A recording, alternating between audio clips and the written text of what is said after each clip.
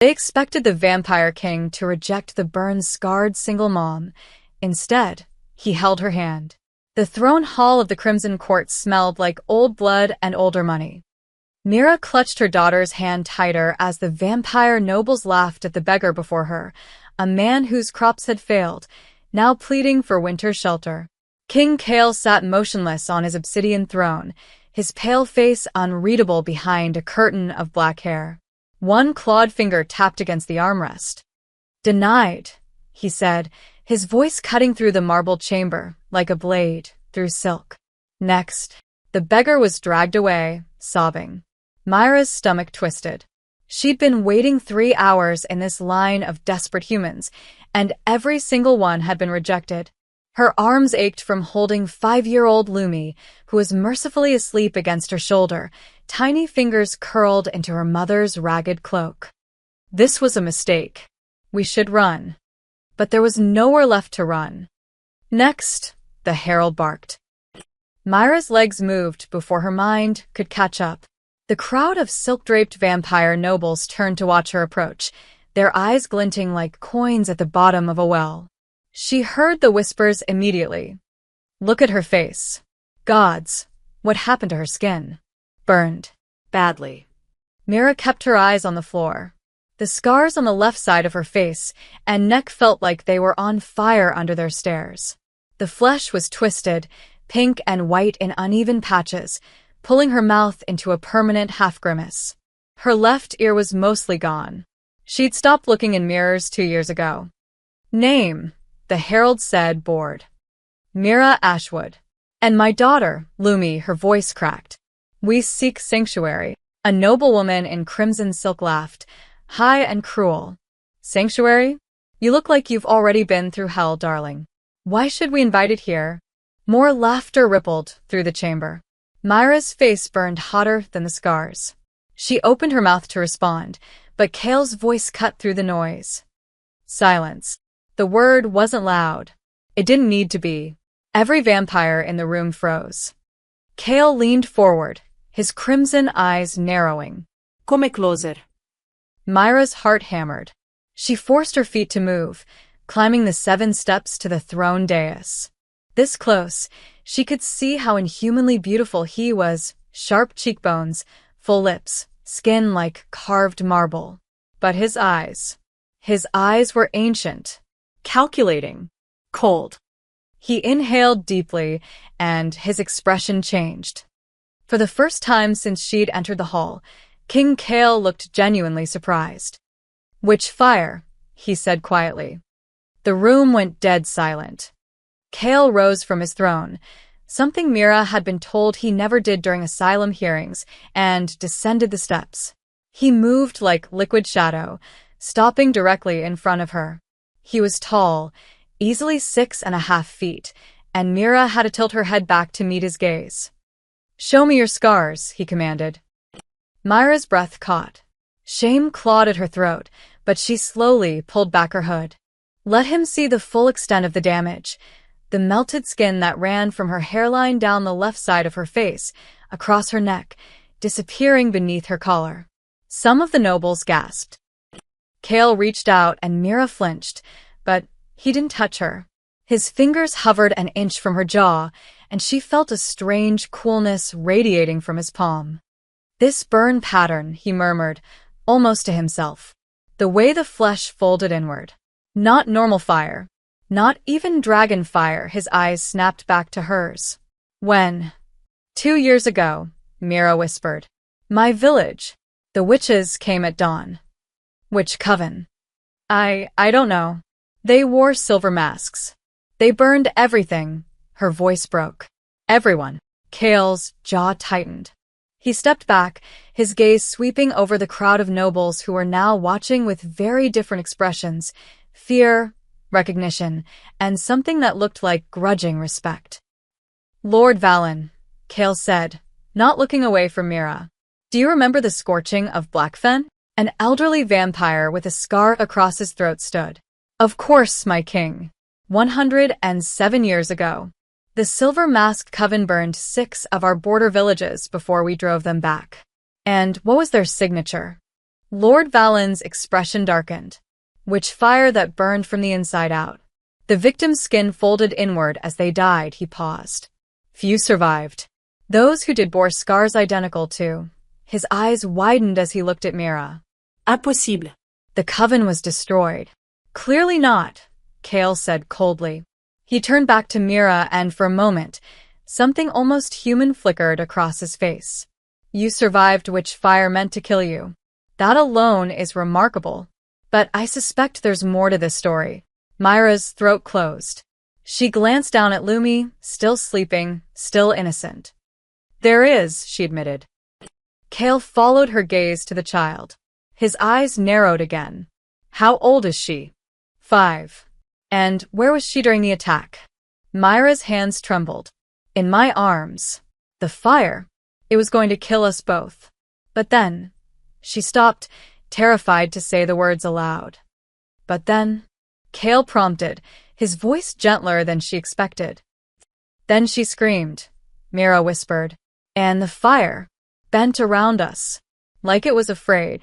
The throne hall erupted. She's witchborn. The child is one of them. Get them out of here before she burns us all. Enough. Kale's roar shook the chandeliers. Red light flared from his body, and every noble dropped to one knee, compelled by the sheer force of his will. Mira gasped, nearly falling, but Kale's hand shot out and caught her arm, steadying her. His grip was cool, firm, not cruel. This woman and her child have survived what most of us could not, Kale said, his voice carrying to every corner of the hall. She bears the scars of witch fire, the same fire that nearly destroyed this kingdom a century ago. And her daughter's magic saved them both. My lord, a nobleman protested, harboring a witch-born child is an act of what? Kale's smile was sharp as a knife. Compassion? Courage? Or are you about to say war, Lord Theron? Because I remember war with the covens. I remember burying 3,000 of our people. And I remember that it started because we turned away a child we feared. The silence that followed was suffocating. Kale turned back to Mira, and something in his expression softened, just barely. You came here seeking sanctuary. You will have it. Provisional protection is granted until I hear your full story. He raised his voice. Anyone who harms this woman or her child will answer to me personally. Myra's knees buckled. Kale caught her again, this time lowering her gently to sit on the dais steps. Lumi stirred, blinking sleepily. Mama, she mumbled. Where are we? Somewhere safe, Mira whispered, tears streaming down her ruined face. We're finally somewhere safe. Kale looked down at them both, this scarred, broken woman and her dangerous, innocent child, and made a decision that would change his kingdom forever. Come, he said quietly, offering his hand. We have much to discuss. And against every instinct screaming at her to run, Mira took it. Kale's private chambers were nothing like Mira expected. She'd imagined darkness, coffins, maybe chains hanging from stone walls, the stereotypical vampire lair from children's tales. Instead, she found herself in a circular room with floor-to-ceiling windows overlooking moonlit gardens. Books lined every wall. A fire crackled in an ornate hearth, and soft rugs covered polished wood floors. Sit, Kale said, gesturing to a chair near the fire. Mira hesitated, still holding Lumi, who was now fully awake and staring at the vampire king with wide, curious eyes. You have pretty hair, Lumi said suddenly. Kale blinked, the first time Mira had seen him look genuinely caught off guard. Thank you, he said carefully. You have very brave eyes. Lumi, hush, Mira whispered, mortified. But Kale's lips twitched into something almost like a smile. He pulled a velvet cord, and within seconds, a servant appeared, a vampire woman with kind features. Bring warm milk and honey cakes, Kale instructed, and ask the nursery mistress to prepare the Eastern guest suite. He glanced at Lumi. Do you like stories, little one? Lumi nodded eagerly. The nursery has 300 books. You may read them all if you wish. 300. Lumi's eyes went huge. The servant led Lumi away, much to the child's delight and Myra's anxiety. Kale waited until the door closed before turning back to her, his expression hardening into something unreadable. "Now," he said quietly, "the truth. All of it." Myra's hands twisted in her lap. Without Lumi to hold, she felt exposed, vulnerable. "What do you want to know?" "Everything." Kale poured deep red liquid into 2 glasses. Wine, not blood, Mira realized with relief. He offered her one. "Start with the day your village burned." Mira took a shaky sip. The wine was rich, warming. She closed her eyes and let herself remember the worst day of her life. It was dawn. Spring morning. The cherry trees were blooming. Her voice was hollow. "I was making breakfast when I heard the screaming. By the time I grabbed Lumi and ran outside, half the village was already on fire. But it wasn't normal fire. It was white, bright as lightning, and it didn't spread like fire should. It moved. Hunted." Kale leaned forward, his crimson eyes intense. "Go on." There were 6 of them. Women in silver masks and black robes. They weren't just burning buildings, they were burning people. From the inside out, Myra's voice cracked. Old man Henrik just collapsed into ash. Little Sarah, who sold flowers in the market, she tried to run and her legs turned to cinders beneath her. The fire was eating them. "Which fire always does," Kale said softly. "It feeds on life force. The more someone struggles, the faster it consumes them." "I didn't know that then." "I just ran." Myra's hands were shaking now. "But one of them saw us." She pointed, and a stream of white fire came straight for Lumi's back. I didn't think. I just turned and covered her with my body." She touched her scarred face instinctively. "It hit me instead. Here. And my shoulder, my side. I remember the pain, like being stabbed with 1,000 hot needles, but inside my skin. I remember screaming. And I remember Lumi crying, trying to push me away because she thought I was dying." Kale's expression was unreadable, but his knuckles were white where he gripped his glass. "Then something changed," Mira whispered. "The fire that was killing me suddenly stopped. It didn't go out. It just froze in place, halfway through burning me. And Lumi, she was glowing. Her hands were pressed against my chest, and there was this golden light coming from her palms." "The witch who attacked you, what did she do?" She staggered back, like she'd been struck. Then she screamed something in a language I didn't understand and ran. They all ran. Mira met Kale's eyes. "My daughter was 3 years old, and she made 6 trained witches flee in terror." Kale stood abruptly and walked to the window, his hands clasped behind his back. For a long moment he said nothing. Mira watched his reflection in the glass, his jaw working, his eyes distant. "I know this magic," he finally said. "Or rather, I know what your daughter did. She didn't cast a spell. She didn't fight fire with fire. She commanded it to stop." "I don't understand." Kale turned back to her, and there was something almost like fear in his ancient eyes. "Which magic is learned, taught through rituals, runes, and discipline. But very rarely, perhaps once in a century, a child is born who doesn't need to learn. They simply are. Their magic responds to pure emotion, pure will. They don't control elements. Elements obey them." Myra's blood went cold. "What are you saying?" "Your daughter isn't just witch-born, Mira. She's what the covens call a wellspring, a natural conduit for raw magic." He paused. "And if the Silver Mask Coven discovered a 3-year-old made their witch fire submit, they've been searching for her ever since. But it's been 2 years. 2 years of you running. 2 years of them hunting." Kale's voice was grim. "And now you've stopped running. You've come to the one place that has the power to protect her, but also the one place they'll know to look." Mira stood, panic rising. "Then we'll leave. Tonight. We'll." "No." Kale crossed the room in 2 strides and caught her shoulders. Not rough, but firm enough to stop her spiral. "Listen to me. If you run now, they'll find you within a week. Lumi's power is growing. I can sense it even now. Soon, she won't be able to hide it. Every spell she accidentally casts will be like a beacon. Then what do I do? Myra's voice broke. How do I keep her safe? Kale's hands gentled on her shoulders. When he spoke, his voice carried the weight of centuries. You trust me. You let me teach her to control what she is before it controls her. And you let me do what I should have done a century ago when the Covens first came for our children. What's that? His smile was cold and sharp as winter. Fight back. The council hall erupted before Kale even finished speaking. Absolutely not. This is madness, my king. You would doom us all for one human child. Kale stood at the head of the obsidian table, unmoved as his 7 high council members shouted over each other. Candlelight flickered across their pale faces, casting dancing shadows on the vaulted ceiling. Lady Seraphine, his oldest advisor, raised one elegant hand for silence. My lord, she said, her voice like silk over steel. Perhaps you could explain your reasoning before we discuss the inevitable war this will provoke. Kale's jaw tightened. The child is a wellspring.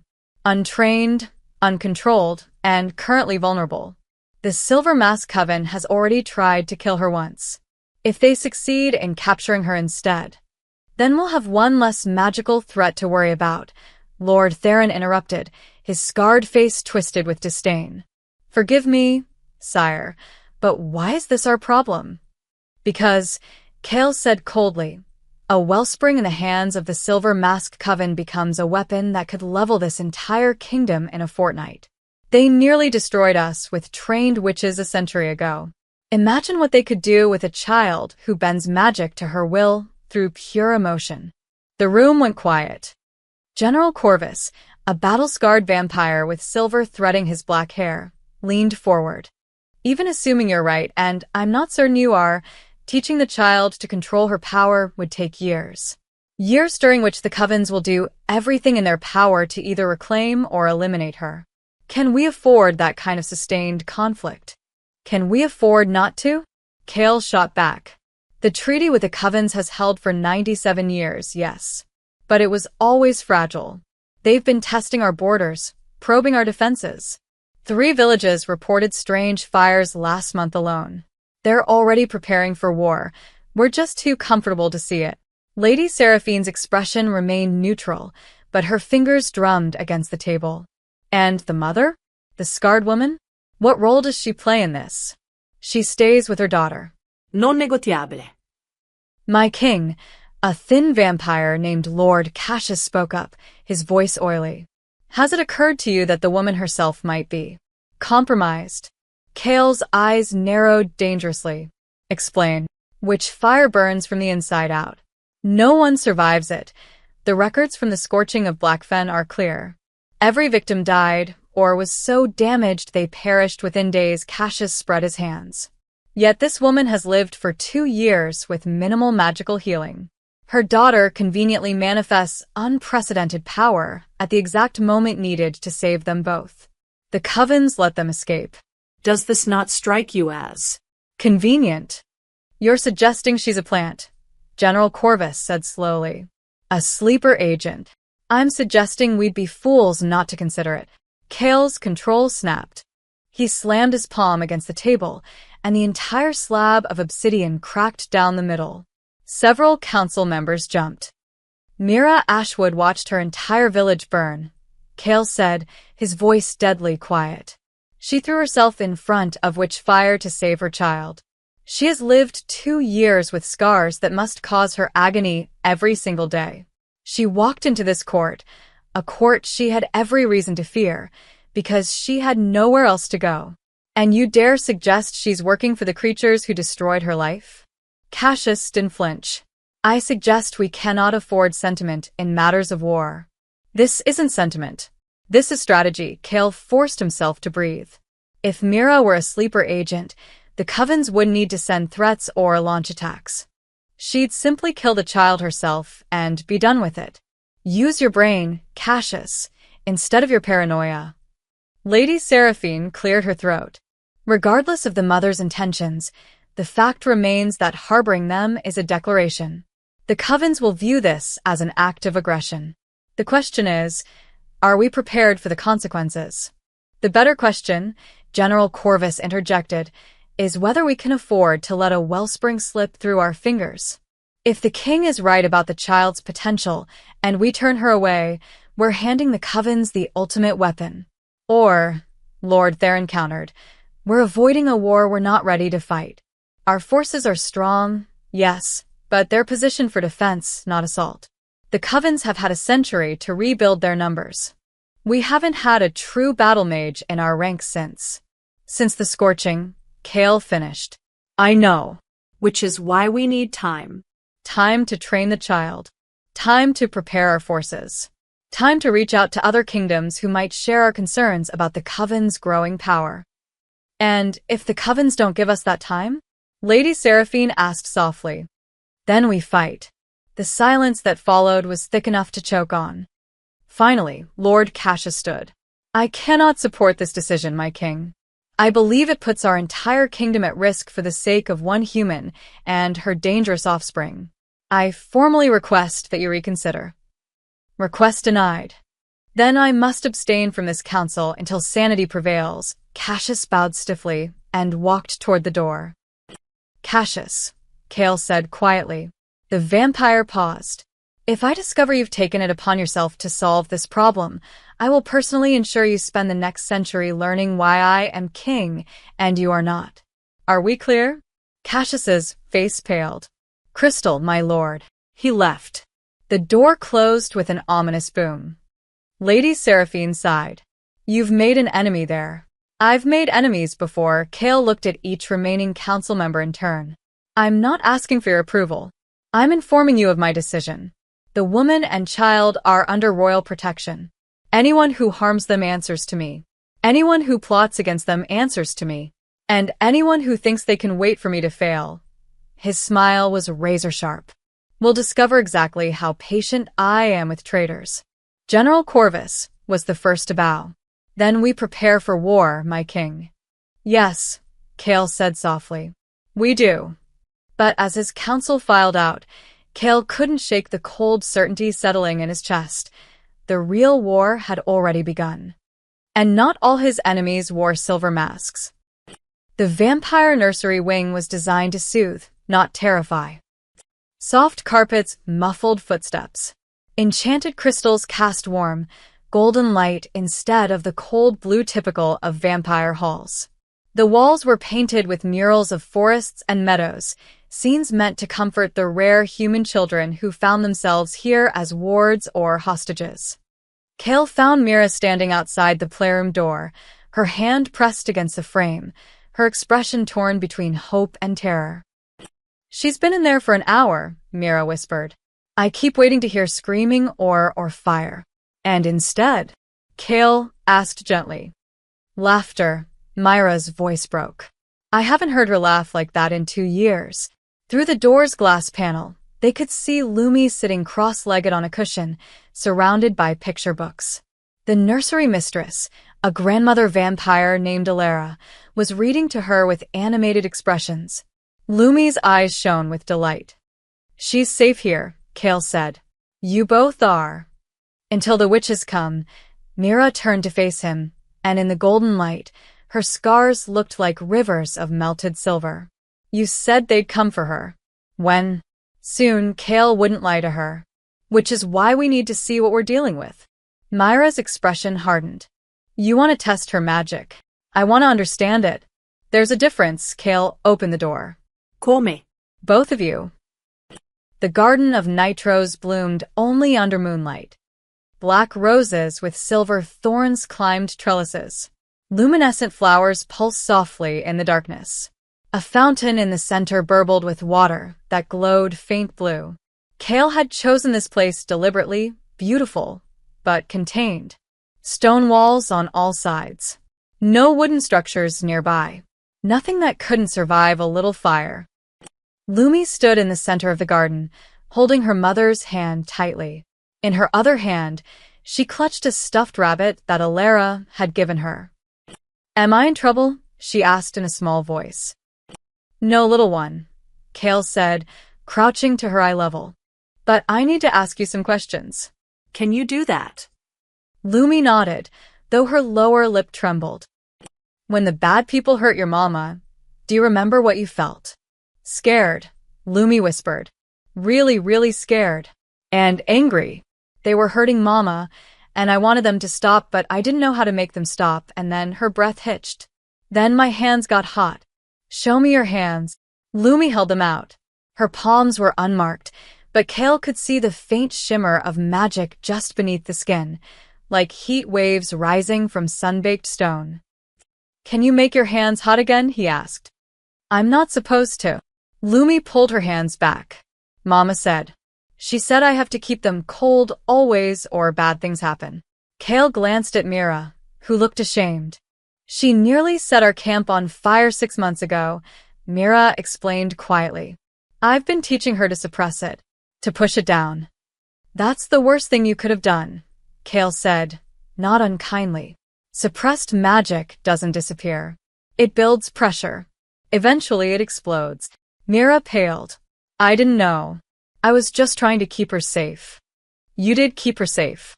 You got her here. Kale turned back to Lumi. Listen to me, brave one. Your magic isn't bad. It's part of you, like your heartbeat or your breath. But just like you had to learn to walk without falling, you need to learn to use your magic without hurting anyone. Do you understand? Lumi nodded slowly. Good. Now, I want you to think about something that makes you a little bit angry. Not too much, just a little. Can you do that? Lumi thought hard, her face scrunching up. Tommy Brennan pulled my hair once. At my old village. Before everything burned. Perfect. Think about how that felt. The anger. But don't let it grow. Just hold it, like holding a warm cup. Lumi closed her eyes. Her breathing quickened. And then, her palms began to glow. Mira gasped, but Kale held up a hand, silencing her. The glow intensified, soft gold at first, then brighter, whiter. Small sparks began to dance between Lumi's fingers. Good, Kale said softly. Now, this is important. I want you to take a deep breath. Slow, like you're smelling flowers. Lumi inhaled shakily. And let it out. Slowly, she exhaled. The sparks dimmed. The glow faded. Lumi opened her eyes, amazed. I did it. It didn't explode. You did perfectly. Kale smiled, a real smile this time. Again. Think about Tommy. They practiced for an hour. Each time Lumi called the magic up a little more easily. Each time, she learned to breathe it back down. But Kale noticed something troubling. The magic came faster when Lumi looked at her mother's scars. Finally, he asked her to try something different. Think about something that makes you happy, he said. The happiest memory you have. Lumi didn't hesitate. Mama's lullaby. She used to sing it every night. Can you sing it for me? Lumi's voice was small but sweet. Ember child, ember bright, dancing flames in the night, warm but never burning true. Mother's love will shelter you. As she sang, her hands began to glow again. But this time, the light was soft, golden, warm. It pulsed in rhythm with the song. And when she finished, the magic didn't spark or snap. It simply settled, faded peacefully. Mira was crying. My mother sang that to me, she whispered. I didn't even realize I'd changed the words. I used to sing Candle Child, not Ember. Kale stood slowly, his mind racing. Lumi, when you're scared or angry, your magic fights. But when you're calm or happy, it listens. Do you feel the difference? Lumi nodded. Angry magic feels spiky. Happy magic feels like when Mama hugs me. Exactly, Kale looked at Mira. Your daughter doesn't need to suppress her power. She needs to befriend it. Fear breeds chaos. Love breeds control. But the witches taught their magic-born children to fear their power, to cage it, to weaponize it. That's why their magic is so destructive. Kale knelt beside Lumi again. But you, little Ember, you're going to learn something different. You're going to learn that fire can warm without burning. That magic can protect without destroying. Lumi's eyes went wide. Really? Really? Kale held out his hand. After a moment's hesitation, Lumi placed her tiny glowing palm in his. The magic tingled against his skin, warm, curious, alive. Once upon a time, Kale said softly, there was a king who forgot that fire could be a friend. He saw only its destruction. So when the fires came to destroy his kingdom, he had no one who remembered how to speak to them. Do you know what happened? What? Lumi whispered. Thousands died. Because fear won, Kale's voice hardened. I won't let that happen again. I'm going to teach you to be stronger than fear. Stronger than hate. Strong enough to choose what your fire becomes. Lumi squeezed his hand. I choose warm hugs. Despite everything, the council's betrayal, the coming war, the weight of centuries, Kale laughed. Then warm hugs it is, little Ember. Warm hugs it is. Knight Captain Saren moved through the underground bazaar like smoke through graves. The Whisper Market existed in the spaces between, tunnels too old to be on any map, chambers carved before the current kingdom was even born. Vampires came here for things they couldn't buy in daylight, forbidden relics, stolen memories, blood taken without consent. It reeked of desperation and darker things. Saren had been Kale's eyes and ears in the shadows for 3 decades. Where the king couldn't go without causing a scene, she slipped in silent and unseen. Tonight, she wore the clothes of a blood merchant. Dark leathers, face half covered, a vial of crimson hanging from her belt as identification. Fresh product, a vendor called out, gesturing to rows of glass ampoules filled with shimmering liquid. Fairy blood, werewolf essence, witch tears. Looking for information, not ingredients, Saren said, her voice deliberately rough. The vendor's enthusiasm dimmed. Information costs more. I'm aware. She dropped 3 gold coins on the table, far more than any information was worth. The vendor's eyes widened. What kind of information? The kind about witch-born children. Specifically, anyone asking about them. Recently. The vendor's face went carefully blank. Don't know what you're talking about. Saren added 2 more coins. Don't know, or won't say? Won't, the vendor leaned forward, voice dropping. There's a bounty, friend. Anyone who even mentions it gets a visit from very unfriendly people. I've got a family to feed. Who placed the bounty? Didn't catch a name. But they wore silver, he paused meaningfully. Under their cloaks. Silver. Which metal?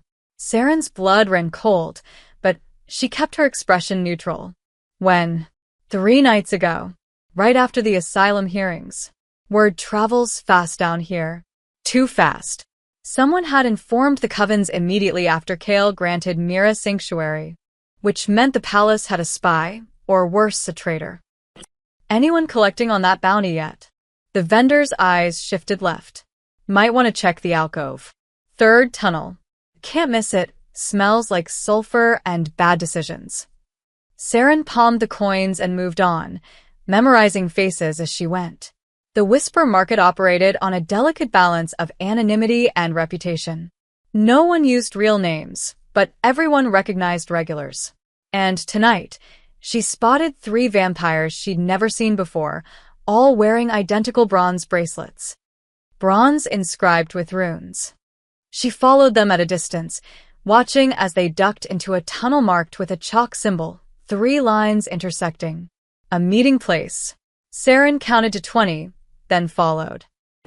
The tunnel opened into a natural cavern lit by glowing fungi. The 3 bronze bracelet vampires stood around a stone table where something metallic glinted.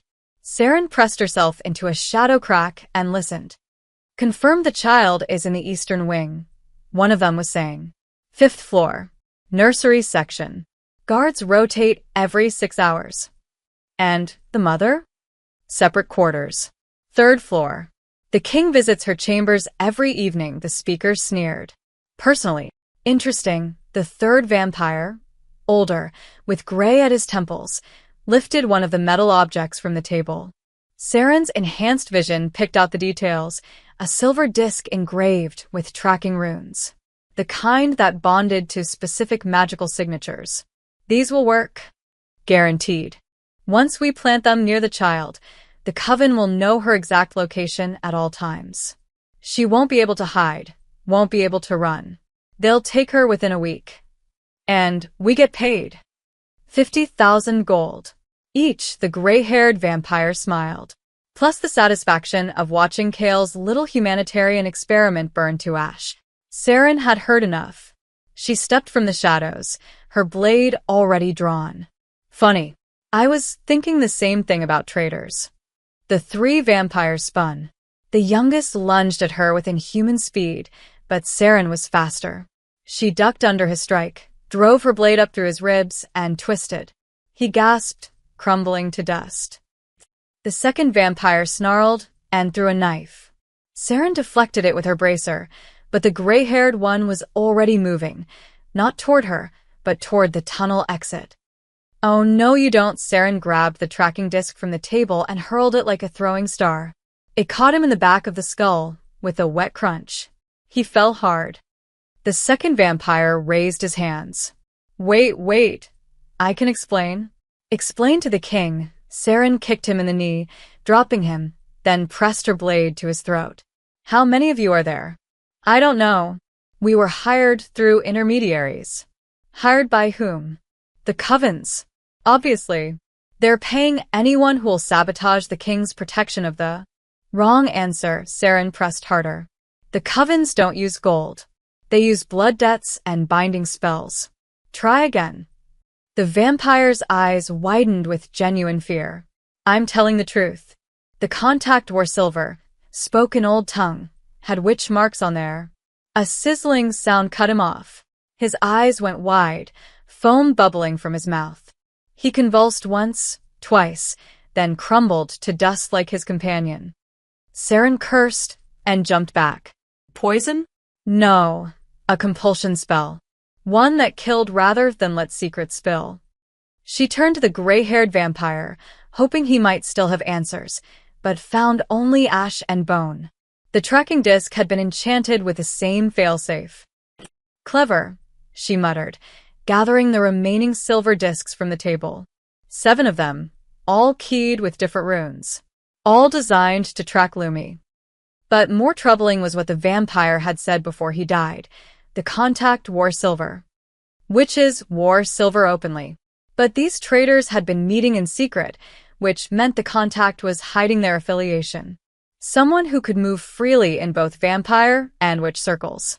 Someone with access to palace information. Someone close to the king. Saren bagged the tracking discs and swept the room for more evidence. She found a ledger hidden under a loose stone. Names, dates, transactions. She recognized several high-ranking nobles. Lord Cassius's name appeared 3 times. Her jaw clenched. Kale needed to see this immediately. She was halfway back through the tunnels when she sensed them. Footsteps behind her. Multiple sets.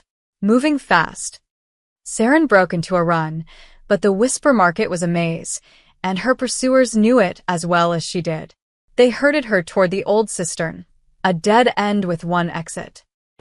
She burst into the chamber and spun, blade ready. 6 vampires entered after her, all wearing bronze bracelets, all smiling. The king's little spy, one of them crooned. Did you really think you'd walk out of here? Saren adjusted her grip on her sword. I walked in. Walking out should be easier. You're all terrible at blocking exits. She proved it by killing the first 3 before they even realized she'd moved. The last 3 were smarter. They fought together, coordinated, driving her back toward the cistern's edge. Saren felt her heel touch empty air. One more step and she'd fall 30 feet into stagnant water. Last chance, the leader said. Drop the evidence and we let you live. Saren smiled. Counteroffer. You tell me who's paying you, and I kill you quickly. Then she jumped backward into the cistern, tucking the ledger inside her coat as she fell. The water hit like a fist, but she was already swimming, diving deep, finding the drainage tunnel she'd memorized years ago. Behind her, she heard splashes they'd followed. But Saren had always been the better swimmer. She emerged in the palace sewers 20 minutes later, soaked and furious, but alive. The ledger was waterlogged but readable. The tracking discs clinked in her pouch. And as she climbed toward the throne room, one thought burned in her mind. The betrayal goes deeper than we thought. And we're running out of time. Kale was teaching Lumi to make fire dance when the bells began to ring. Not alarm bells. These were the formal chimes reserved for official envoys. 3 clear tones, repeated twice. Someone had arrived under diplomatic immunity, which meant Kale couldn't simply kill them on sight, no matter how much he might want to. "What's that sound?" Lumi asked, the small flame hovering above her palm flickering nervously. "Visitors," Kale said, keeping his voice calm even as his instincts screamed danger. "Breathe, little ember. Calm and steady." Lumi took a deep breath. The flame settled into a gentle glow, then winked out. She beamed with pride. Perfect. Kale stood, brushing dirt from his trousers. They'd been practicing in the gardens for 2 hours, and Lumi had made remarkable progress. "Ilera will take you back to the nursery now. Your mother is waiting." "But I want to see the visitors," Lumi protested. "Not these ones." Kale's tone left no room for argument. He nodded to Ilera, who swept forward and gently guided the disappointed child away. By the time Kale reached the throne hall, his entire court had assembled. Saren stood near the dais, still damp from the sewers, her expression grim. She'd briefed him quickly in the corridor. The tracking discs, the ledger, the coordinated network of traitors.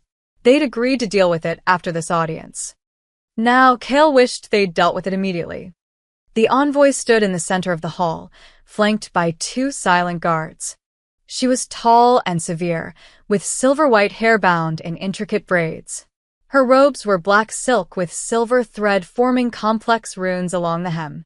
But it was her face that made several vampires in the crowd flinch.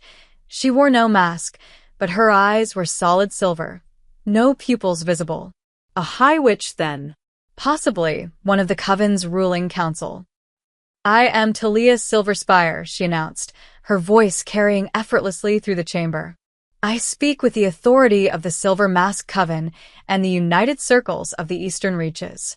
Kale settled onto his throne, projecting casual indifference even as every muscle tensed for violence.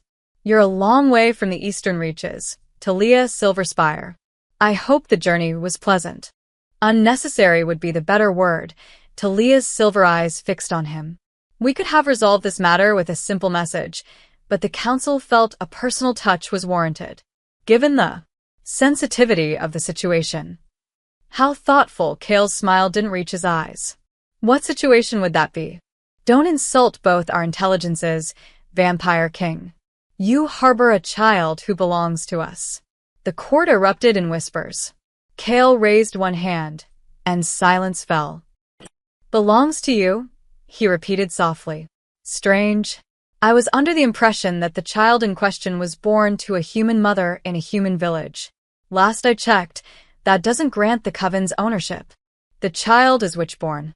Her magic makes her our responsibility, our burden to bear." Talia took a step forward. "She is dangerous, untrained, and growing stronger every day. 2 years ago, my sisters made a mistake. They should have taken her to safety instead of trying to eliminate the threat. We're here to correct that error." "Safety," Kale leaned forward. "Is that what you call burning an entire village to ash?" "Safety. Collateral damage in the search for a volatile magical source. Regrettable, but necessary." "Regrettable," Kale's voice dropped to a deadly whisper. "You murdered 300 innocent people, and you call it regrettable?" Talia's expression didn't change. "We've come to make you an offer, King Kale. A generous one, considering the circumstances. Return the child to us for proper training and rehabilitation. In exchange, we'll extend the peace treaty another century. We'll even provide compensation for the village, say, 5,000 gold pieces to be distributed to any surviving family members. And if I refuse, then you'll be harboring a weapon of mass destruction. An untrained wellspring child is like a lit match in a powder room. It's not a matter of if she'll explode. It's when." Talia's silver eyes seemed to glow. When that happens, King Kale, when your palace burns and your nobles are ash, when this child you're trying to protect incinerates everyone she loves because you were too proud to seek proper help, that blood will be on your hands. Myra's gasp echoed from the gallery above. Kale hadn't realized she was watching, but of course she would be. This was about her daughter. You make compelling arguments, Kale said evenly. You paint a picture of inevitable disaster. You offer gold and extended peace. You even claim to have the child's best interests at heart. He paused. There's just one small problem, which is, I don't believe a single word you've said. Talia's mask of diplomatic calm cracked slightly. Excuse me? Kale rose from his throne. If you truly wanted to help this child, you wouldn't have tried to murder her when she was 3 years old. If you truly believed she was dangerous, you wouldn't want her close to your own people. And if you truly thought she was a wellspring, you wouldn't be offering to return her for a mere century of peace. He descended the steps, stopping 10 feet from the witch. You'd be offering me the world. Because a wellspring, properly trained, is worth 100 treaties. Talia's jaw tightened. You're mistaken about our intentions. No. I think I understand them perfectly, Kale's voice hardened. You don't want to help Lumi. You want to control her. You want to shape her into exactly the weapon you claim to fear. And when she's strong enough, when she's been broken and rebuilt in your image, you'll turn her loose on kingdoms that refuse to bow to the covens. He smiled coldly. Starting with mine? How dare you? How dare I? Kale's power flared, red light crackling around him. The temperature in the hall dropped 20 degrees. Several vampires in the crowd backed away instinctively. You burned my border villages a century ago. You've been testing my defenses for years. You've paid traitors in my own court to spy on a 5-year-old child. And now you stand in my hall, under diplomatic immunity, and threaten me with the very fate you plan to inflict. Talia's composure shattered. Her silver eyes blazed with genuine anger. That child is too dangerous to be left in the hands of vampires. You don't understand what you're protecting. I understand better than you think, Kale's voice was ice. And here's my counteroffer. Leave my kingdom. Now. Take your threats and your false concern back to the eastern reaches. Tell your council that Lumi Ashwood is under my protection, and anyone who tries to take her will learn why vampire kings don't fear witches. You're declaring war. No, Kale's smile was terrible. I'm declining your invitation to surrender. War is what happens next, and you'll start it, not me. Talia drew herself up to full height. You'll regret this, Kale Nightborn. When that child burns everything you love, when she becomes the monster we tried to prevent, you'll remember this moment. You'll remember that we offered you mercy. And you'll remember that I offered you a chance to walk away. Kale gestured to the doors. Your diplomatic immunity expires the moment you leave this hall. If I were you, I'd ride fast and far. Talia's silver eyes swept the room one last time, lingering on the gallery where Mira stood frozen, then settling back on Kale. The child will be taken, she said quietly. From your throne room, your gardens, or your coffin. It makes no difference. She belongs to us, and we will reclaim what's ours. Try, Kale's voice was barely a whisper. Please. Try. The witch turned and swept from the hall, her guards following. The moment the doors closed, the court erupted into chaos. But Kale's eyes were on the gallery, where Mira had collapsed to her knees, her hands covering her face. The war had begun, and they both knew it. 3 days passed in tense preparation. Kale doubled the palace guard. Saren arrested for nobles named in the ledger. Lord Cassius managed to flee before they could seize him. Every servant, every guard, every courtier was questioned under truth spell. The palace felt like a fortress under siege, and technically, it was. But in the Garden of Nitros, Kale tried to create something different. Fire isn't your enemy, he told Lumi as moonlight filtered through the rose trellises. It's your voice. When you're angry, your voice gets loud. When you're scared, it gets sharp. But when you're calm, he gestured, and Lumi closed her eyes, taking a slow breath. The flame hovering above her palms softened, turning from white-hot to warm gold. Like that, Kale said quietly. Fire that warms instead of burns. They'd been practicing for hours. Lumi could now summon fire at will, hold it steady for minutes, and, most importantly, extinguish it without panic. But Kale knew they were racing against time. The covens wouldn't wait for her to master her power. Tell me a story, Lumi said suddenly, opening her eyes. The flame danced but didn't flare. A story? You promised. About fire that protected instead of destroyed. Kale settled onto the grass beside her, and after a moment's hesitation, Lumi curled up against his side like it was the most natural thing in the world. Something in his chest, something he'd thought long dead, ached. Once, he began, there was a vampire king who ruled during the coldest winter in history. Snow fell for 6 months straight. His people were freezing, dying in their homes because they couldn't keep fires burning. The wood was too wet, the stone too cold. What did he do? He made a choice. He ordered every fire mage in the kingdom to come to the capital. Not to fight, not to build weapons, just to create warmth. They filled the great halls with magical flames that never consumed fuel, never needed tending. And for 6 months, the king's people slept in those halls, safe and warm. Did the mages get tired? Exhausted? Some nearly died from magical depletion. But the king stayed with them every night, sharing his own strength through blood bonds, keeping them alive while they kept his people warm. Kale paused. When spring finally came, he built monuments to those mages. Not as warriors, as saviors.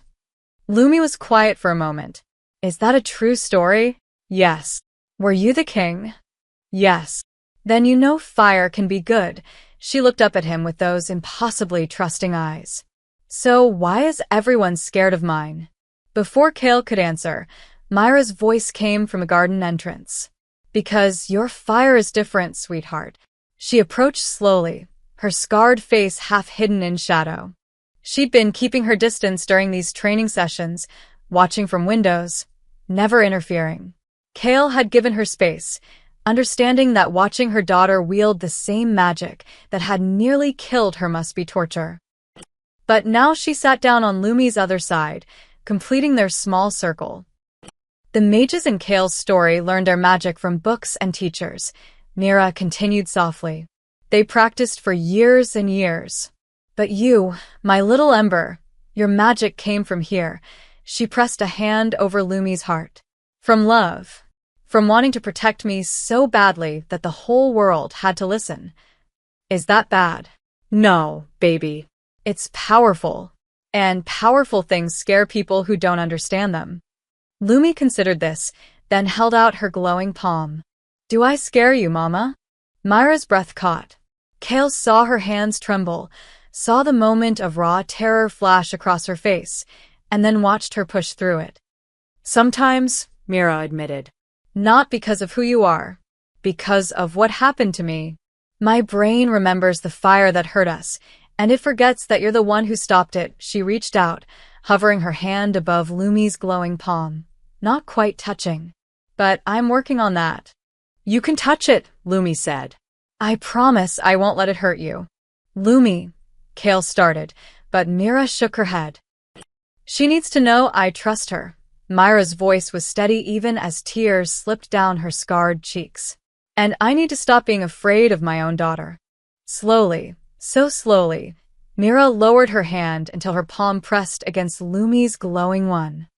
Kale tensed, ready to intervene, but nothing happened. The flame didn't surge or snap. It simply warmed, like sunlight, like a gentle touch. Mira sobbed, a sound of relief so profound it broke something in Kale's chest. She pulled Lumi into her arms, and the child's magic flickered around them both, a soft golden cocoon. I'm sorry, Mira whispered into her daughter's hair. I'm so sorry I made you think your gift was wrong. I'm sorry I taught you to hide instead of helping you shine. It's okay, Mama. Lumi patted her mother's back. You were scared. But look, you're not scared anymore. No, Mira said, pulling back to cup her daughter's face. Not of you. Never of you. Kale stood quietly, giving them their moment. But Mira looked up at him, her scarred face illuminated by Lumi's gentle fire. Thank you, she said. For seeing what I couldn't. For believing in her when I was too broken to. You're not broken, Kale said firmly. You're surviving. There's a difference. Am I? Myra's smile was sad. I let fear run my life for 2 years. I taught my daughter to hate the most beautiful part of herself because I couldn't separate her from my trauma. And now you're learning. That's not weakness. It's courage. Kale crouched beside them. Fear is a wound, Mira. It doesn't heal just because you want it to. It takes time. Care. The right medicine. What's the medicine for fear? Kale watched Lumi's fire dance between mother and daughter, bringing them closer instead of driving them apart. This, he said quietly. Exactly this. They stayed in the garden until dawn threatened, Lumi falling asleep in her mother's arms, her magic finally quiet. Myra's hands rested on her daughter's hair, no longer trembling. And Kale kept watch, his enhanced senses alert for threats, knowing that this peace was fragile. Because outside these garden walls, the world was sharpening its knives. In the shadows of the outer garden wall, a figure watched through the roses. Lord Cassius smiled, memorizing every detail, the child's power, the mother's weakness, the king's distraction. Then he slipped away into the pre-dawn darkness, heading for the hidden tunnels that would take him to the city slums. The witches would pay handsomely for this information. And when they came for the child, and they would come, he would make sure the king was too late to stop them. The slums of the outer city stank of desperation and rotting vegetables.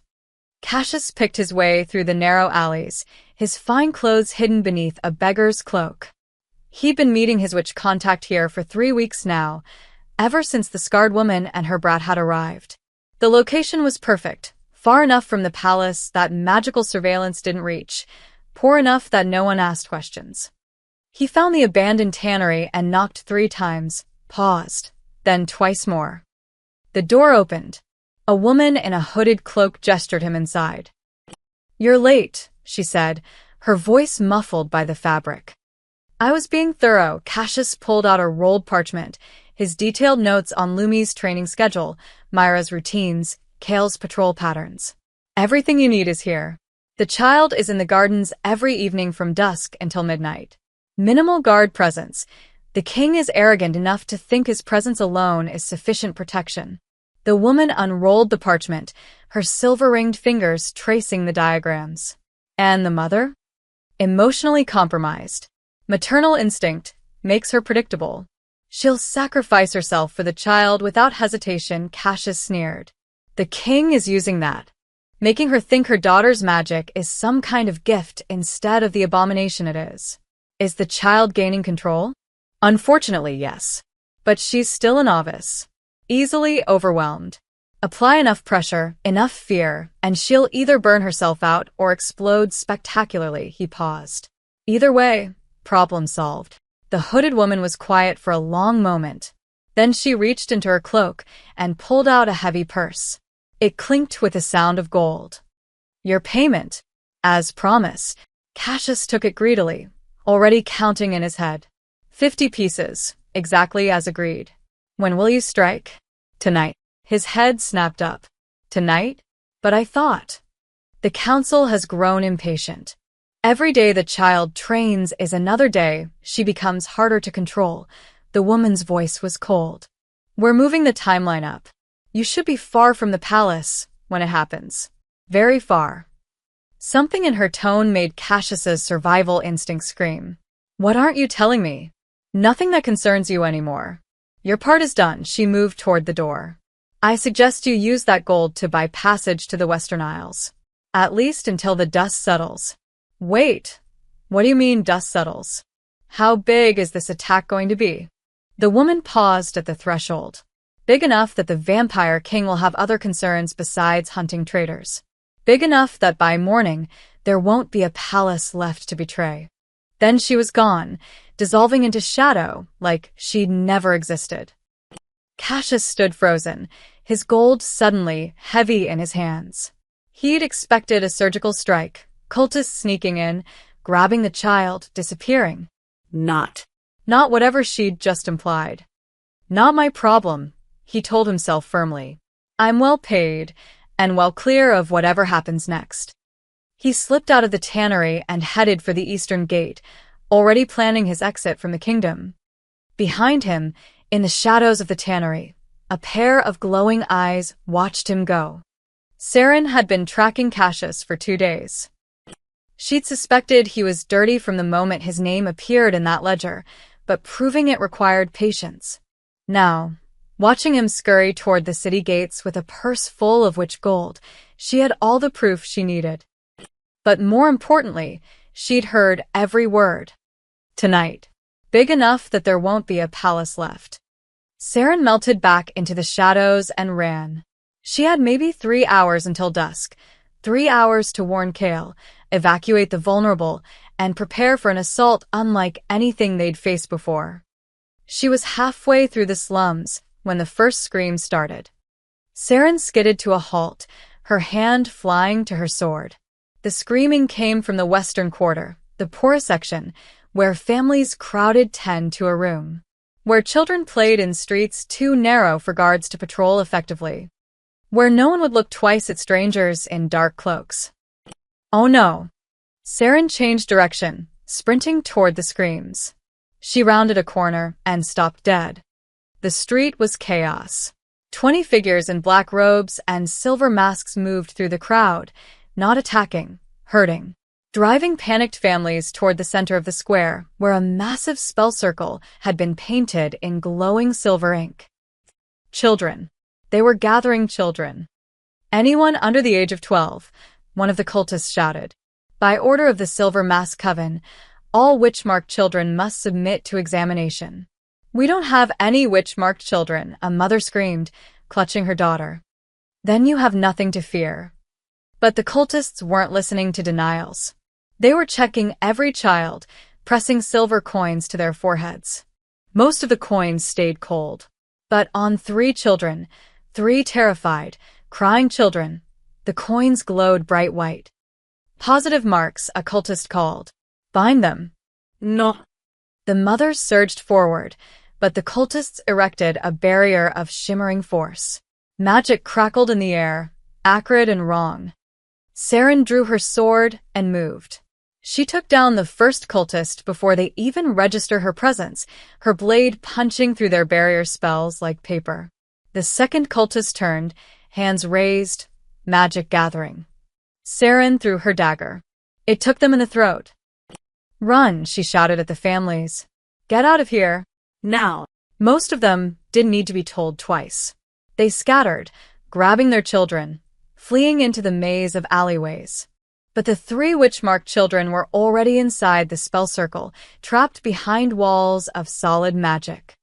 A cultist stepped forward, taller than the others, her silver mask engraved with elaborate runes. Knight Captain Saren, she said calmly. Always where you shouldn't be. Let those children go. Can't do that.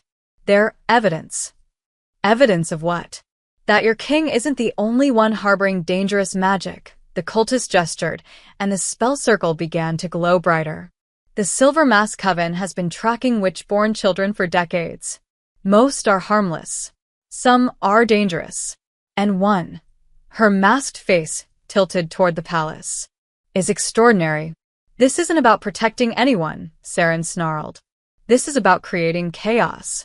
Making it look like there are threats everywhere so no one questions when you come for Lumi. Smart and pretty. No wonder the king keeps you around, the cultist's voice hardened. Here's what's going to happen. In approximately 2 hours, coordinated attacks will hit 6 locations throughout the city. The palace gates, the noble quarter, the merchant district, the barracks, the sanctuary temple, and yes, the royal garden. She paused. Your king can't defend them all. He'll have to choose. And while he's choosing, we'll be taking what's ours. The child isn't yours. She will be. The cultist made a gesture, and the 3 children in the circle collapsed unconscious. These 3 are insurance. If the king interferes, we kill them. If he cooperates, we might let them live. She turned to leave. Tell him to choose wisely. I'm not letting you leave, Saren said coldly. You're not stopping me either. The cultist snapped her fingers. The spell circle exploded. Saren was thrown backward by the blast, slamming into a wall hard enough to crack stone. Her vision swam. By the time she staggered to her feet, the cultists were gone. The 3 children were gone. The street was empty except for the lingering smell of sulfur and the echo of screams. Saren spat blood and ran. The palace needed to know. Kale needed to know. The attack was already beginning, and they had no idea how outmatched they really were. In the Garden of Nitros, Lumi held up both hands, a flame dancing above each palm. She was giggling, delighted by her progress. Mira watched from a bench, smiling despite her exhaustion. And Kale felt the first warning tingle at the base of his spine, the ancient vampire instinct that had kept him alive for 5 centuries. Danger. Coming fast. Coming now. The first explosion hit the eastern gate at exactly sunset. Kale felt it more than heard it, a shockwave of magic that rattled his bones and sent birds screaming from the trees. Lumi's flames flickered and died as she spun toward the sound, her eyes wide with fear. Mana. Inside. Now Kale's voice cut through the rising chaos. Alarm bells began clanging across the palace grounds. Shouts echoed from the walls. Mira, take her to the lower galleries. The stone rooms beneath the throne hall. They're warded against magic. What's happening? Mira clutched Lumi to her chest, already moving. What I warned you would happen, Kale's fangs extended as red power crackled around his hands. Go. Don't open the door for anyone but me or Saren. A second explosion rocked the western wall. Then a third from the north. Coordinated. Professional. Exactly what Saren had warned him about an hour ago when she burst into his chambers, bloodied and furious, with news of the cultists in the slums. He'd sent half his forces to the city. Now he realized that was exactly what they'd wanted. General Corvus. Kale roared as he ran toward the palace. The general appeared from the barracks, already armed, his face grim. 6 breaches, my king. They're hitting us from all sides. Cultists, rogue vampires, and something else, spell-warped creatures.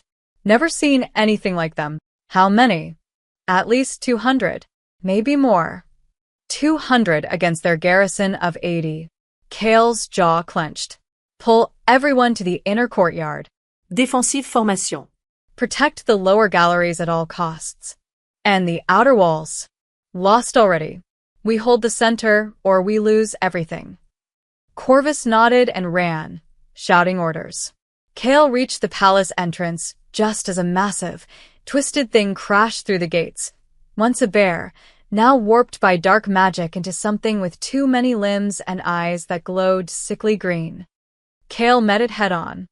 His claws extended to full length, 6 inches of razor-sharp bone that could punch through steel. The creature lunged with impossible speed, but Kale was faster. He ducked under its swipe, drove his claws into its chest and ripped. The thing howled and collapsed, ichor pooling on the marble. Behind it came the cultists. They poured through the broken gates like a black tide, silver masks gleaming in the firelight. Kale counted 20 in the first wave alone. They moved with disturbing coordination, their hands weaving patterns that made the air shimmer with hostile magic. For the kingdom, Corvus bellowed, and the vampire guard crashed into the cultists like a steel wave. The battle was chaos. Kale fought at the front, his centuries of combat experience, making him a blur of lethal movement. He tore through cultists and monsters alike, his power radiating in waves that made the weaker attackers hesitate. But for every enemy he killed, 2 more appeared. And they were all pushing toward one place, the throne hall, toward the lower galleries, toward Lumi. They know where she is. Saren appeared at his side, her sword dripping black blood. Someone told them exactly where you'd hide her. Cassius, Kale blocked a spell with a barrier of red energy. Where is he? Gone. fled to the Western Isles with which gold in his pocket. Saren decapitated a cultist who got too close. But it doesn't matter now. We need to get Mira and Lumi out of here before. The sky turned white. Kale looked up in horror as a massive spell construct materialized above the palace, a circle of silver fire 50 feet across, ringed with runes that hurt to look at. 3 robed figures stood at its edge, their combined magic feeding the construct until it blazed like a captured sun. Breach spell. Corvus shouted. They're going to punch straight through the palace. Everyone inside. Now. Kale grabbed Saren. Get to the lower galleries. If that spell hits. The world exploded into white fire. The spell construct dropped like a meteor, slamming into the palace's eastern wing with enough force to shake the foundations. Stone shattered. Marble cracked. An entire tower collapsed in a shower of debris. And through the breach came her. Talia Silverspire stepped through the burning gap in the palace wall, her silver eyes blazing with power. Behind her marched 20 more cultists, these ones wearing blood-red masks instead of silver. Elite battle witches. King Kale. Talia's voice carried across the ruined courtyard. I gave you a chance to surrender peacefully. You refused.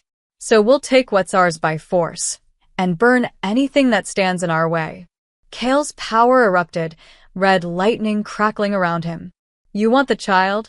You'll have to go through me. Gladly. Talia raised her hands, and the cultists behind her began to chant. Silver fire swirled around them, growing brighter, hotter, building to something catastrophic. Kale braced himself. And that's when the screaming started from the lower galleries. His blood turned to ice. That was Myra's voice.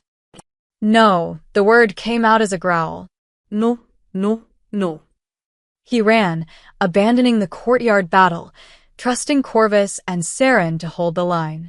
He crashed through the palace, taking stairs 3 at a time, following Myra's screams deeper into the stone heart of his fortress. The door to the lower galleries hung open, warded lock shattered. Inside, Mira was backed against the wall, Lumi clutched behind her. 3 cultists advanced slowly, their hands wreathed in white fire. One of them held a silver chain, the kind used to bind magical children. Stay back. Myra's voice was raw with terror. Stay away from her. Give us the child and you live, the lead cultist said. Fight and you burn, just like last time. Myra's scarred face twisted with rage. You want her? You'll have to kill me first. That can be arranged. The cultist raised his hand. And Lumi's eyes began to glow. No hurt, Mama, the child whispered.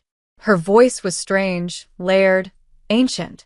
Power radiated from her small body in visible waves. No hurt, Mama.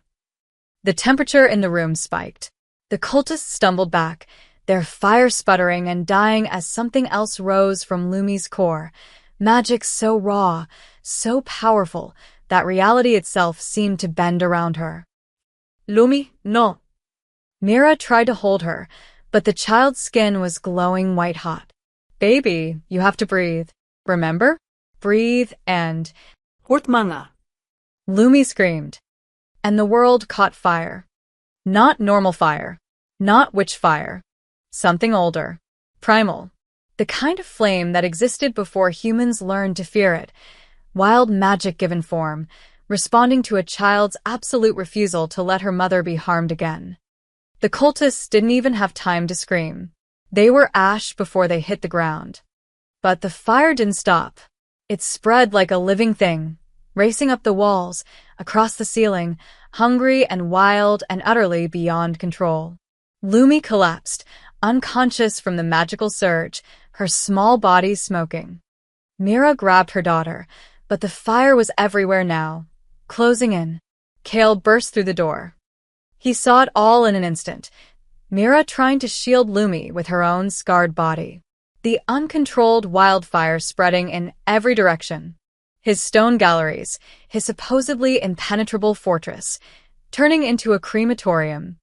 He didn't hesitate. Kale threw himself over both of them, wrapping his body around mother and child as the fire hit him like a hammer. The pain was immediate and excruciating.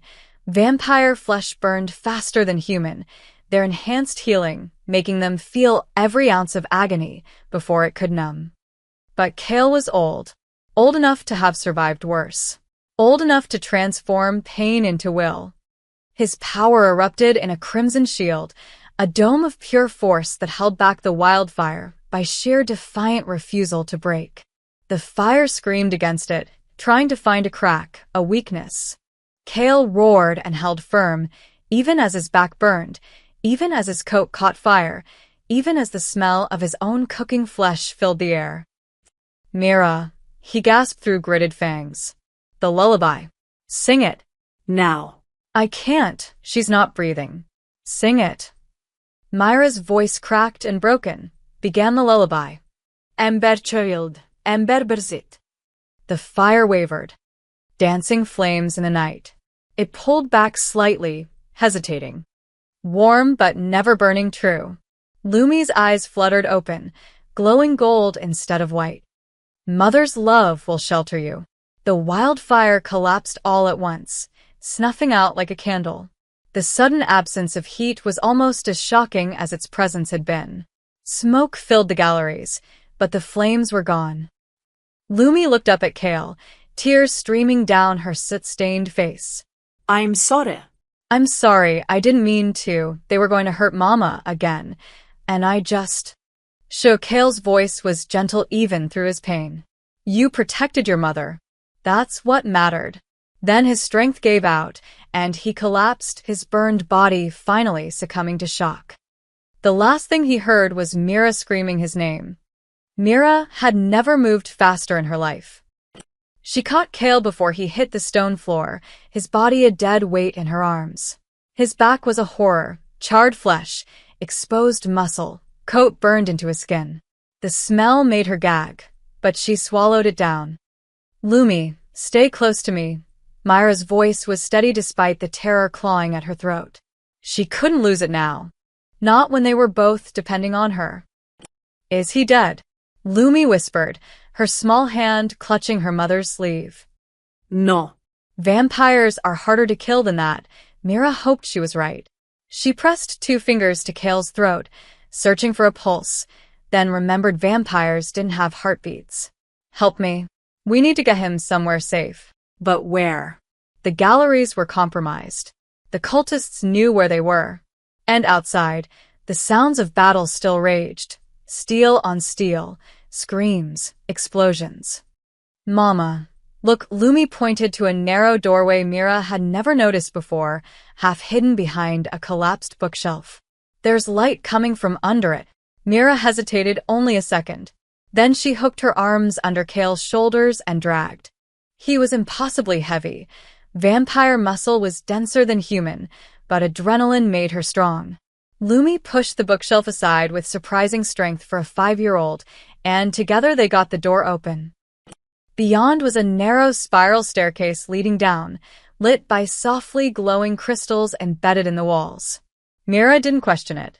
She pulled Kale through the doorway and kicked it shut behind them, then half-carried, half-dragged him down the stairs. The staircase opened into a circular chamber, some kind of private sanctuary. A bed, shelves of books, a desk covered in maps, and most importantly, a heavy iron door with complex locks. Mira got Kale onto the bed and immediately started working on his burns. She'd learned basic field medicine during their 2 years on the run, infected wounds, broken bones, fever management. But this was beyond anything she'd dealt with. Lumi, in that desk, looked for bandages, healing salves, anything medical. Lumi scrambled to obey, pulling open drawers with single-minded determination. She found a leather case filled with glass vials. These have labels. Blood restoration, tissue regeneration, pain numbing. Bring them all. Myra's hand shook as she uncorked the first vial, tissue regeneration. The liquid inside was thick and dark red, almost black.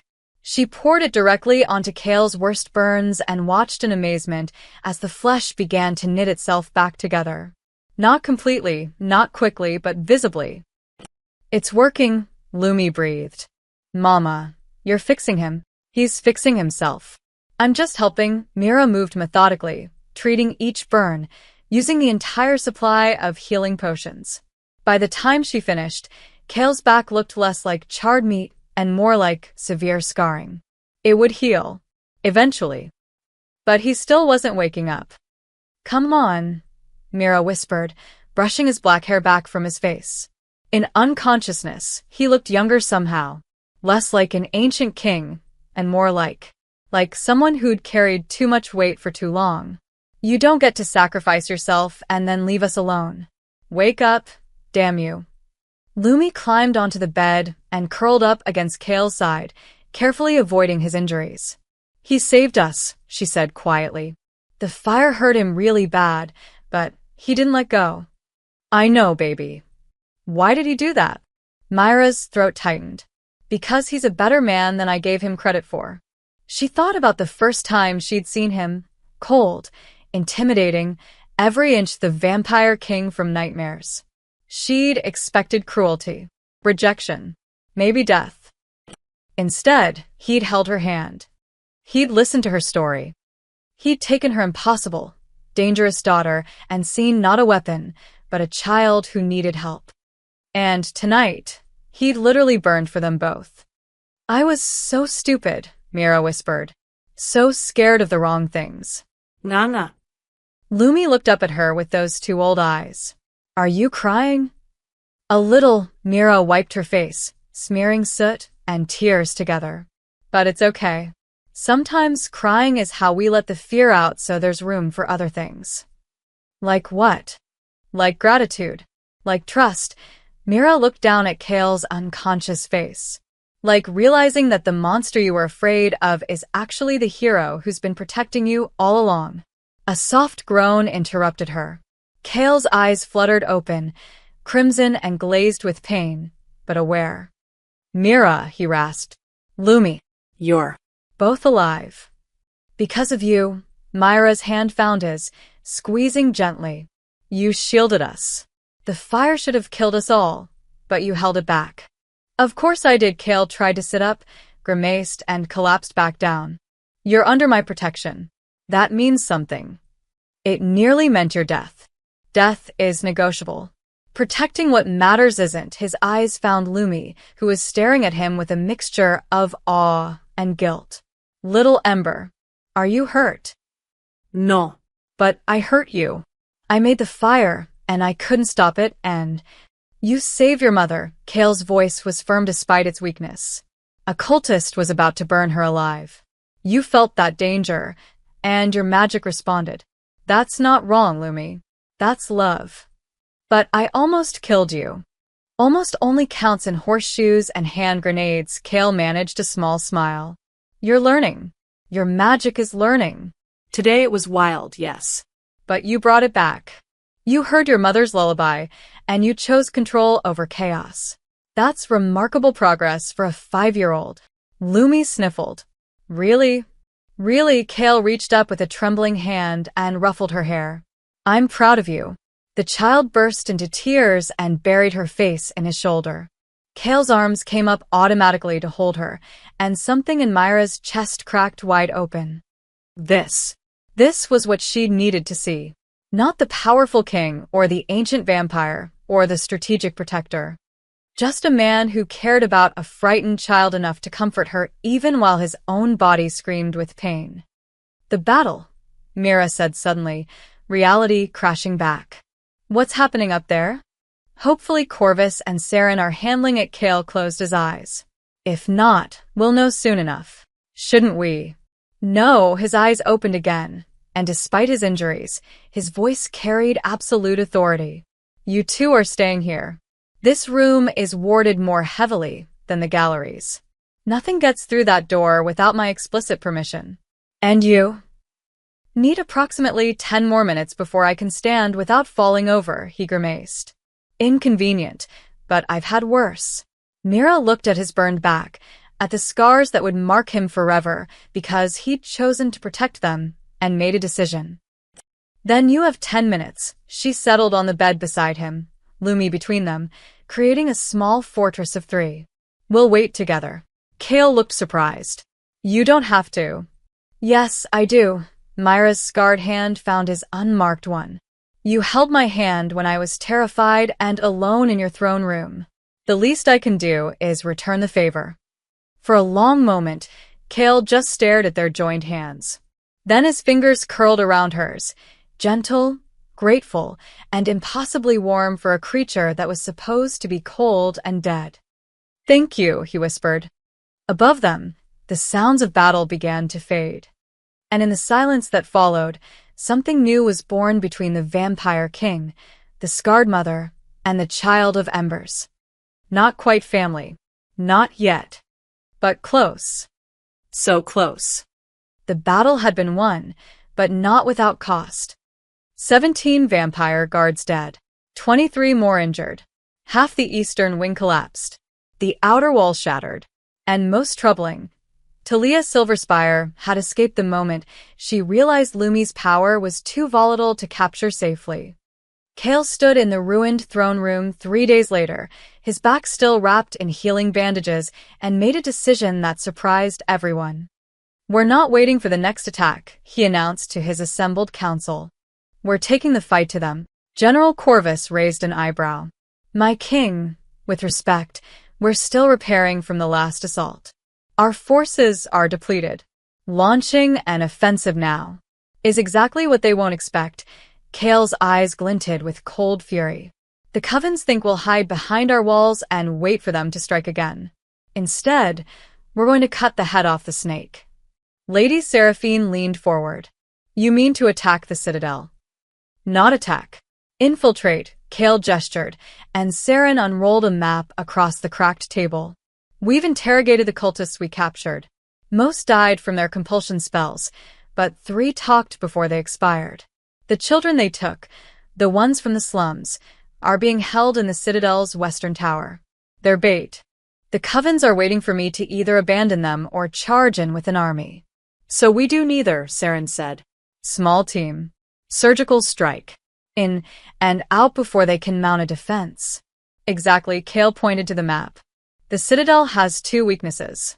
The aqueduct system beneath the main structure, built a century ago, never properly warded because they assumed no one would be foolish enough to wade through miles of magical runoff. And the rune forges in the eastern wing, where they create their binding circles. Destroy the forges, and their power network collapses. They won't be able to coordinate another assault like the last one for months. How many people for this suicide mission? Corvus asked dryly. 12. Elite fighters only. Saren leads the strike team. I'll handle the forges, Cale paused. And Mira comes with us. The room erupted. Absolutely not. She's human. She'll be a liability. My king, this is madness. Enough, Cale's power flared, silencing them. Mira knows the Silver Mask Coven better than any of us. She survived their fire once.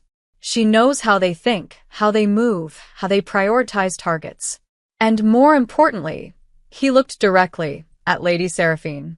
She's the only one who can navigate the rune forges without triggering their defenses. Why? Seraphine asked. Because the forges respond to magical signatures. Anyone with vampire magic or hostile intent will be incinerated the moment they cross the threshold. But Mira, Cale's voice softened. Mira carries the scent of witch fire in her scars.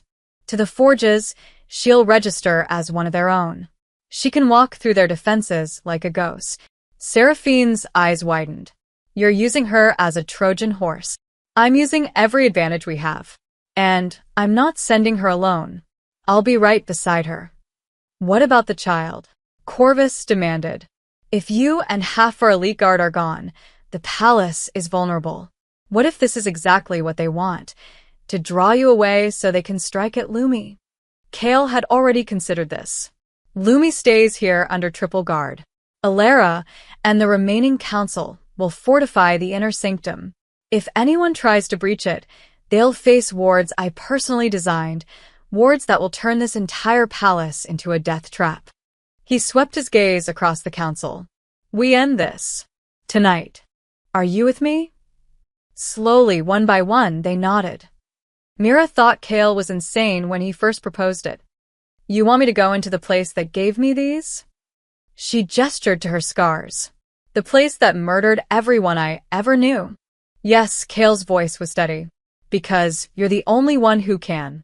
And because those 3 children in the tower deserve the same chance your daughter got, a chance to live. Mira looked down at Lumi, who was sleeping peacefully in the newly repaired nursery. The child had been having nightmares since the battle, dreams of fire, of hurting people she loved. But each morning, she woke up and tried again. Practiced control. Learned to breathe. If my daughter can face her fears, so can I. I'll do it, Mira said. But I have one condition. Name it. If I don't make it back, you keep Lumi safe. You train her. You make sure she never becomes what the Covens wanted her to be. Kale's expression softened. You're coming back, Mira. I'll make sure of it. Promise me anyway.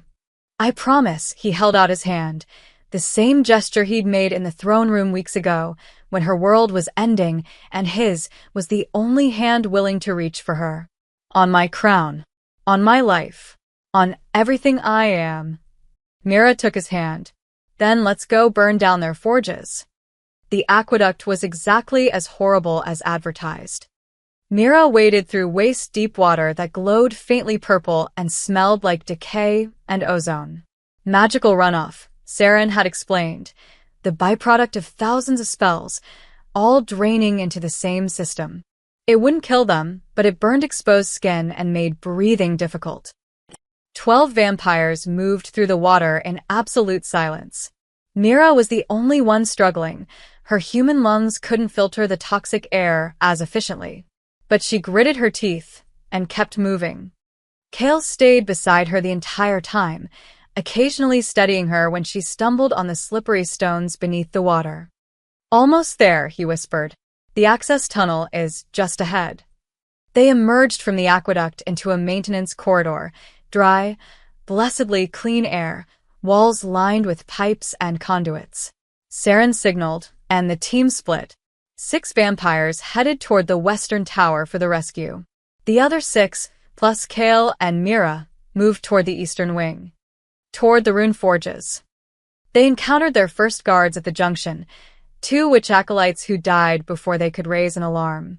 Kale moved like liquid death, his enhanced speed making him almost invisible.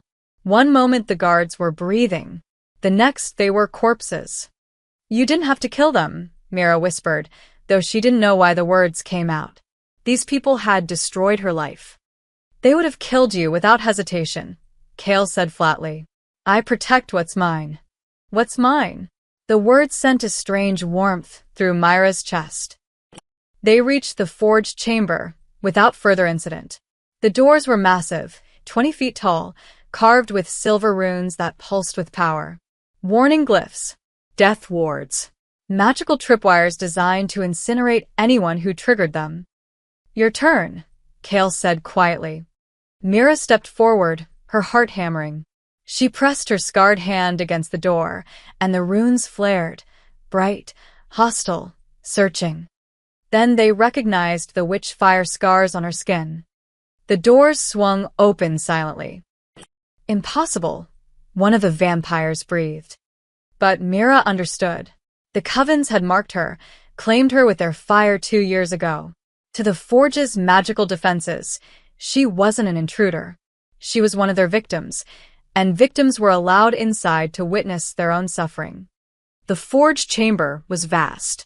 Dozens of silver anvils lined the room, each one inscribed with glowing runes. Arcane fires burned in carefully controlled braziers. And in the center, suspended in chains of pure light, hung a massive spell crystal, the heart of the Coven's power network. There, Kale pointed. Destroy that, and every tracking spell, binding circle, and coordinated ward they've created in the last 50 years collapses. How do we destroy it? Kale's smile was sharp. Carefully, he moved forward, his hands beginning to glow with red power, but the moment he crossed the threshold, alarm bells erupted. The Forges had accepted Mira. They did not accept him. Fire exploded from every anvil at once. White-hot witch fire, the same kind that had scarred Mira, roaring toward Kale in a coordinated strike. No. Mira didn't think. She just ran, throwing herself between Kale and the flames. And something impossible happened. The fire stopped. Not retreated. Not wavered. Stopped. Like it had hit an invisible wall 1 inch from Myra's outstretched hands. She stood there, trembling, her scarred palms raised, and felt the fire recognize her. Felt it remember the girl it had tried to kill, the mother it had marked, the survivor it had created. You already burned me once, Mira whispered to the flames. You don't get to do it again. The fire wavered, uncertain. And Mira pushed. The flames collapsed backward, retreating into their anvils like scolded dogs. The alarm bells cut off. The forge chamber went silent except for Myra's ragged breathing. How? Kale stared at her. You don't have magic. No, Mira looked at her scarred hands, understanding flooding through her. But my scars do. The witch fire left something behind. Not power. Just memory. And the forges recognize it. She walked forward, past the anvils, toward the spell crystal. Behind her, Kale and his team followed, protected by her presence. When she reached the crystal, she placed both scarred palms against its surface. This is for my village, she said quietly. For every child you've hunted. For every mother you've burned. Then she dug her fingers into the crystal and pulled. The spell crystal shattered like glass. The forges exploded. And as Kale grabbed her and ran, as the entire eastern wing collapsed behind them, Mira smiled through the pain and ash. She'd done it. She'd finally fought back. 1 week later, the coronation balcony overlooked a kingdom transformed. Mira stood at the edge, watching thousands gather in the courtyard below. Vampires, yes, but also humans. Refugees from border villages. Families who'd heard rumors of a king who protected the vulnerable instead of exploiting them. Even a handful of rogue witches who'd fled their covens, seeking something different. Nervous, Kale appeared beside her, dressed in formal regalia, black and crimson, his crown gleaming in the afternoon sun. He didn't burn in daylight anymore, that was a myth. He just preferred the night. Terrified, Mira admitted. She wore a gown that Lady Seraphine had commissioned, deep green silk that covered her scars while somehow making her feel beautiful instead of hidden. I've never been good with crowds. Neither have I. We'll suffer together, Kale's lips quirked. Ready? No.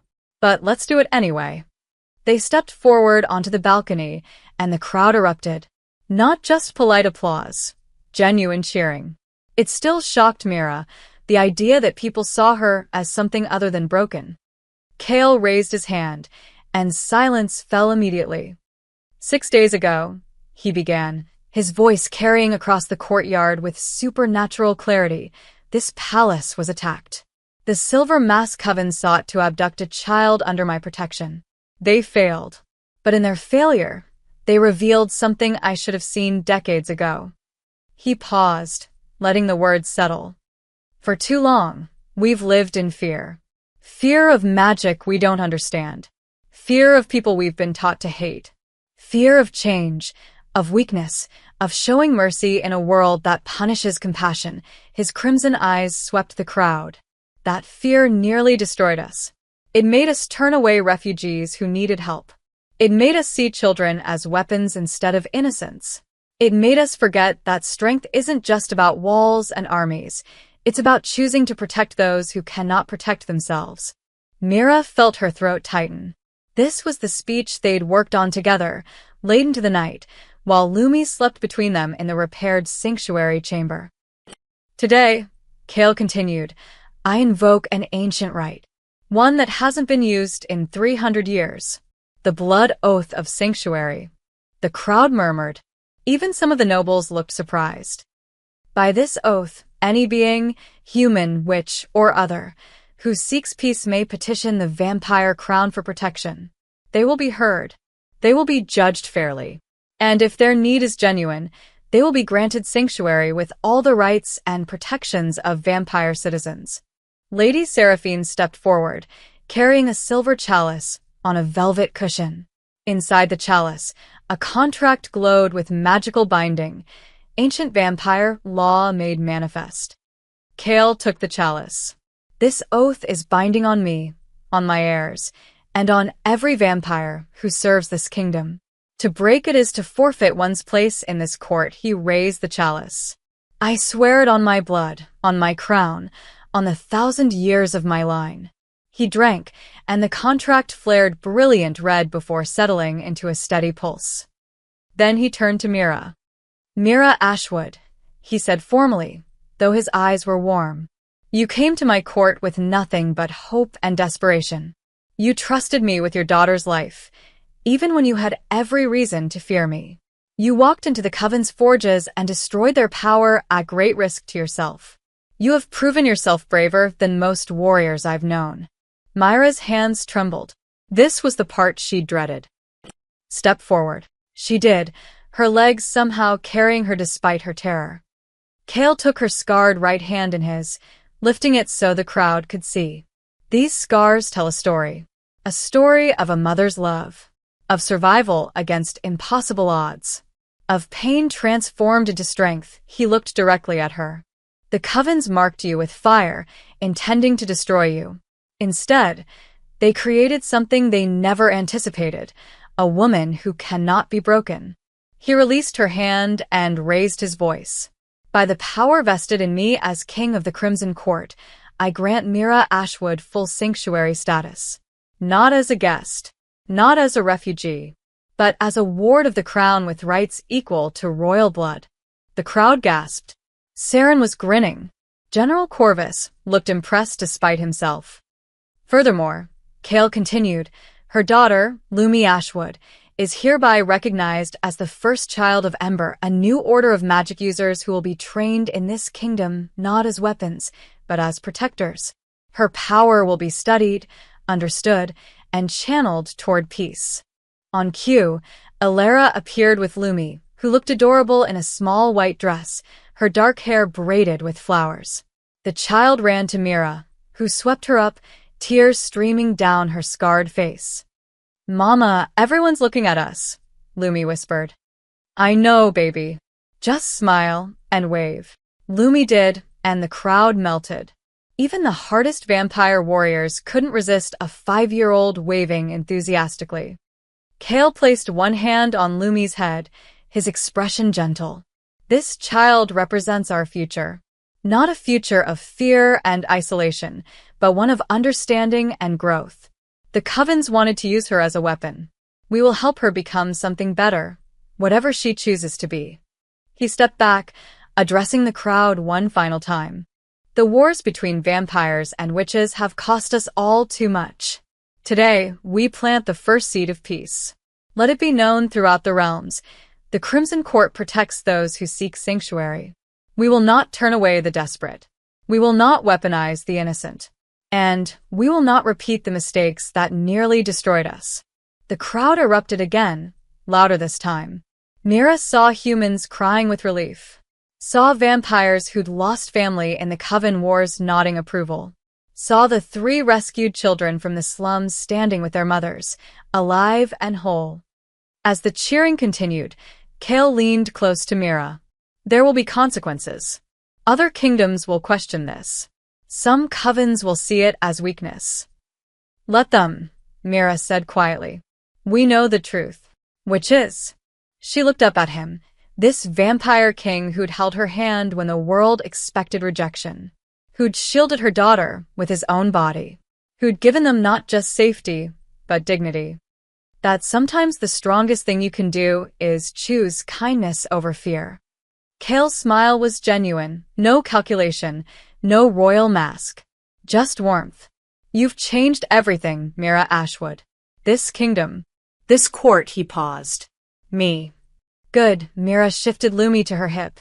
You needed changing. You were far too broody before. He laughed, actually laughed, and the sound carried across the courtyard. The nobles looked shocked. Apparently, vampire kings didn't laugh often. Mama. Lumi tugged her sleeve. Does this mean we get to stay? Forever? Mira looked at their new home, this palace she'd once feared, now filled with people who'd fought to protect them. At Saren, who'd risked her life in the forges. At Alara, who'd cared for Lumi like her own grandchild. At Kale, who'd proved that monsters were far more human than the stories claimed. Yes, sweetheart, she whispered. We get to stay. And I can keep practicing my fire magic. Every day. And Kale will keep teaching me stories. Mira glanced at the Vampire King, who was watching them with an expression she was only beginning to understand. Protective, proud, and something deeper. Something that looked almost like family. I think he'd be offended if you asked anyone else, Mira said. Kale crouched to Lumi's level. I have 300 more stories waiting, little Ember. And all the time in the world to tell them.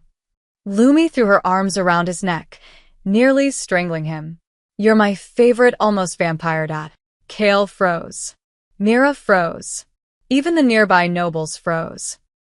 Then Kale carefully, gently, returned the embrace. Almost, he asked, his voice suspiciously rough. Well, we haven't decided yet, Lumi said seriously. Mama says important decisions take time. But I'm practicing calling you that, in case we decide yes. I see. Kale met Myra's eyes over Lumi's shoulder, and the question there was clear. Is this okay? Myra's answer was a smile, genuine, unguarded, the first real smile she'd managed since before the fires. Yes, it said. This is okay. This is more than okay. Below them, the crowd continued celebrating. The nobles began mingling with the common folk. Humans spoke with vampires without fear. And somewhere in the eastern reaches, the Silver Mask Coven received word of the new sanctuary law and understood that the game had changed. The war wasn't over. There would be more battles, more struggles, more nights when fear tried to claw its way back. But standing on that balcony, Scarred Mother, Vampire King, and Ember Child, they'd already won the fight that mattered most. They'd chosen hope over hatred, love over fear. And in doing so, they'd rewritten the future for everyone brave enough to seek sanctuary beneath their banner. The Crimson Court had opened its doors. And the world would never be the same. The end.